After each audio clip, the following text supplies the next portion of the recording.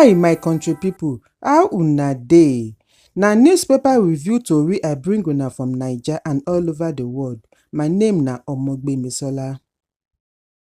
Former governor for Kaduna State, Nasir El-Rufai, don sue Kaduna State House of Assembly over di claim say im administration kpake ₦432 billion wey make di state get big gbese. Na today, Wednesday, dis former governor file fundamental rights enforcement case against Kaduna State House of Assembly for Federal High Court, Kaduna.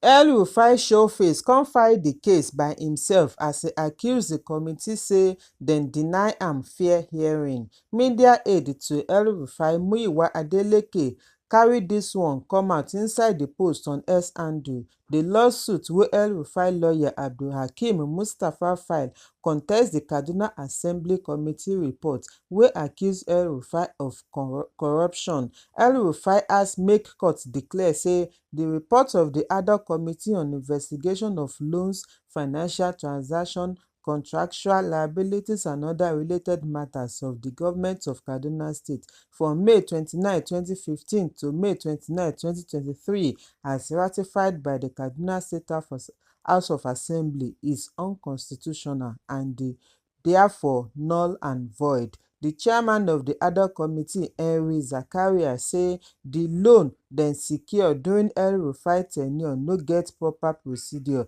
and dey largely misused. Assembly Speaker Yusuf Liman too accuse El-Rufai say im administration kpake ₦423 billion wey cause heavy financial burden for di state. Dis further tori dey inside Punch. One popular Nigerian Islamic cleric, Sheikh Muyideen Bello, yesterday charge di political class make dem mind their action when dem dey office because all of dem go become story later when dem leave office.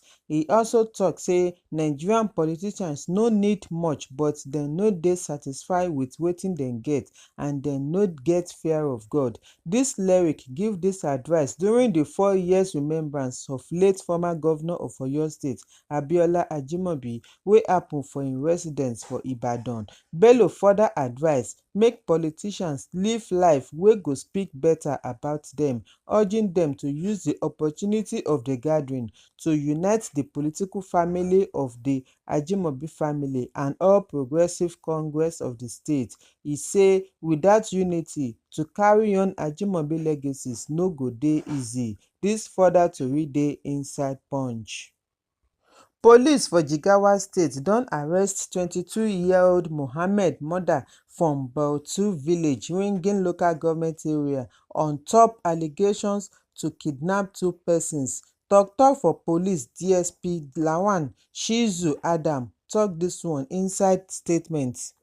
E say na June 6, 2024 around 4 o'clock, Yakubu Bala from Laraba Zango village, Ajingi local government area, Kano State, report for Ringin police station say somebody wey e no know dey threa ten am, dey ask of ₦2 million in cash or else im go kidnap im wife. Dey even provide POS account located for Ringin town where dem go pay the money. DSP Adam say di complainant pay ₦900,000. Immediately dem receive dis information, detectives from Ringin division swing into action, storm di POS shop and arrest one Mohammed Mother from Bautu village, Ringin, wey come to withdraw di ransom. Adam explain further say dem search di suspect and recover ₦792,000. During interrogation, di suspect confess and mention one Bashari Beto as partner in crime. Di case still dey under investigation. Dem go enter court after investigation. Dis further tori dey inside Daily Post. Fire outbreak happen today for Dangote Petroleum Refinery for Lekki Free Zone, Lagos. Wen e dey react, Chief Corporate Communication Officer of Dangote Group, Anthony Chejina, disclose dis inside statement say dem don quench di fire, no cause for alarm. E say dem no get any record of injury or body harm to any of dia staff wey dey duty. Dis further tori dey inside Vanguard. Popular Nigerian singer Olamide dey among di top artists wey perform At Davido's wedding yesterday, Davido go wide with excitement as Olamide make surprise appearance. Na with joy Davido take hug Olamide. The rapper go ahead to perform im popular hit song Melo Melo and Lagos Boys as Davido and Chioma sing and dance along. Other artists wey perform include Nasboy, Young John and Mayday. Nasboy perform his hit song Umbrella. Young John sing Bahamas as Mayday perform Ilejo. Marvin Records boss Don Jazzy too show face for the wedding. Dis further tori dey inside Daily Post. Popular businessman and socialite Pascal Okechukwu, wey everybody know as Cubana chief priest, don claim say im stunning agbada attire to the superstar musician Davido and Chioma wedding on Tuesday cost am ₦7 million. E showcase the expensive outfit as e caption am "Chivido 2024, wait till I hang my ₦7 million agbada, cap no small." Na recently chief priest express im appreciation for Davido's choice as e tok say Davido make Imo State proud by choosing to marry from the state. Dis further tori dey inside The Nation.